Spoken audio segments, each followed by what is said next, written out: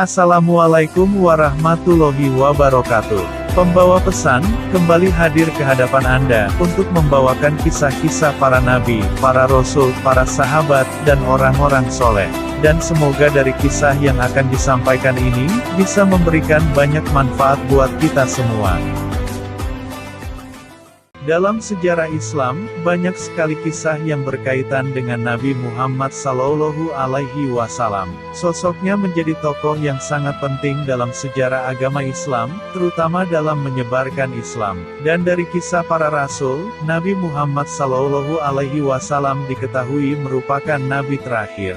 Tapi apakah kamu tahu, bahwa berita tentang Nabi terakhir, ternyata sudah diberitakan di kitab Taurat maupun Injil lengkap dengan ciri-cirinya. Berikut kisahnya. Ketika Nabi Muhammad Sallallahu Alaihi Wasallam berusia 12 tahun, dia diajak oleh pamannya Abu Thalib, untuk pertama kalinya melakukan perjalanan dagang ke Syam.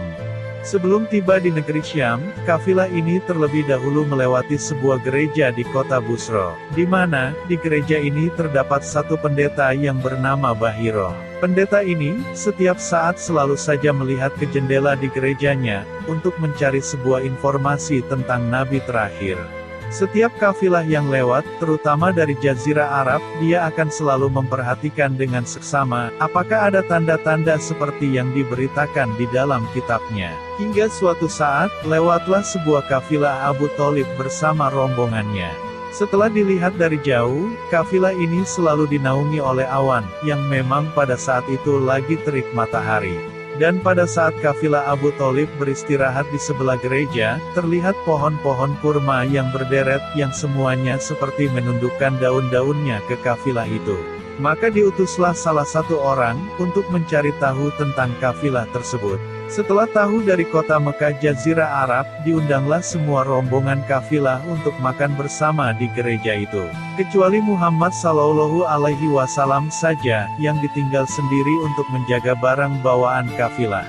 Waktu lagi makan, Bahira ini memperhatikan satu persatu orang-orang Quraisy itu. Dari wajahnya, alisnya, perawakannya, akhlaknya, jalur nasab dan yang lainnya, yang mana ciri-ciri tersebut tidak dia dapati dalam rombongan tersebut. Maka bertanyalah si pendeta ini, apakah masih ada dari kafilah kalian yang tidak ikut makan?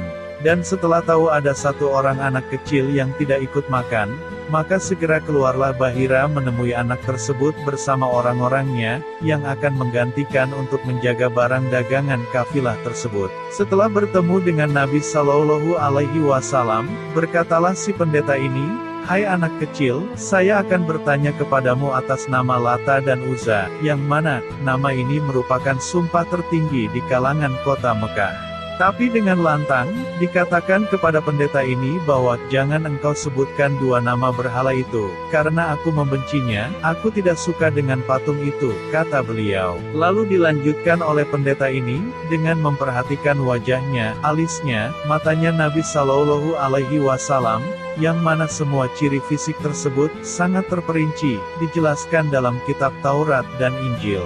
Setelah Bahira memperhatikan semua ciri yang disebutkan dalam Injil, ada satu hal lagi yang harus dia buktikan, yang memang bukti ini merupakan tanda kenabian, yaitu sebuah daging yang menggumpal, di pundak sebelah kanan, yang berwarna merah kehitam-hitaman, serta memiliki bulu yang lebat. Setelah Bahira diizinkan untuk melihat punggungnya, maka terlihatlah sebuah daging yang menggumpal yang merupakan tanda kenabian. Seketika itu pula, Bahira menciumnya, dan mengatakan kaulah orangnya yang akan menjadi nabi terakhir.